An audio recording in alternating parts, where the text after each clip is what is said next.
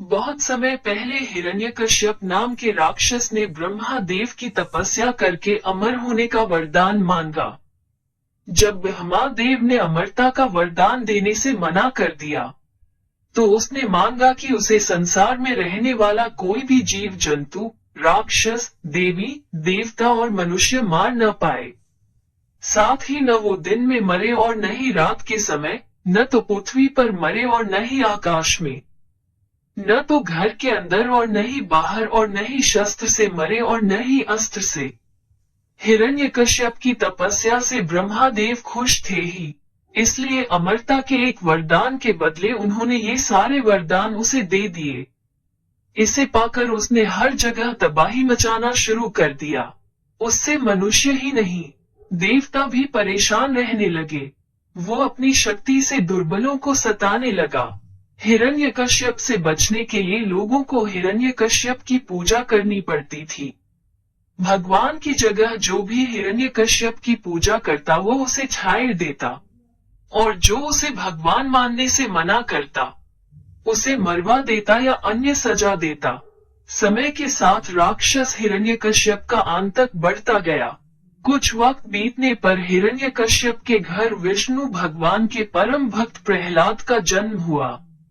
हिरण्यकश्यप ने प्रहलाद को कई बार विष्णु भगवान की पूजा करने से मना किया और कहा, मैं ही भगवान हूँ, तुम मेरी आराधना करो। हर बार हिरण्यकश्यप की बात सुनकर प्रहलाद कहते, मेरे सिर्फ एक ही भगवान है और वो भगवान विष्णु है। प्रहलाद की बातें सुनकर हिरण्यकश्यप ने उन्हें मारने की कई कोशिश की, लेकिन वो सफल नहीं हो पाया। भगवान विष्णु अपनी शक्ति से हर बार हिरण्यकश्यप के सारे प्रयास विफल कर देते थे। एक दिन हिरण्यकश्यप के घर उसकी बहन होलिका आई। होलिका को आग में न जलने का वरदान प्राप्त था।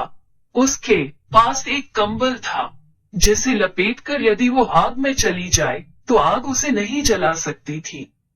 हिरण्यकश्यप को अपने बेटे से परेशान देखकर होलिका ने कहा, भैया, मैं अपनी गोद में प्रहलाद को लेकर आग में बैठ जाऊंगी, जिससे वो जल जाएगा और आपकी परेशानी खत्म हो जाएगी।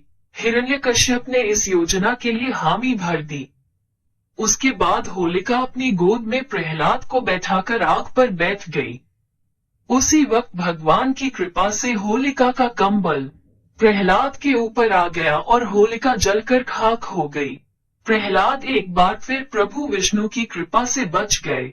आग में जिस दिन होलिका जलकर भस्म हो गई थी, उसी दिन को आज तक लोग होलिका दहन के नाम से जानते हैं। इसे बुराई पर अच्छाई की जीत के रूप में देखते हुए खुशी में होलिका दहन के अगले दिन रंगों से होली खेली जाती है। सीख, बुराई कितनी भी ताकतवर हो, एक दिन जीत अच्छाई की ही होती है।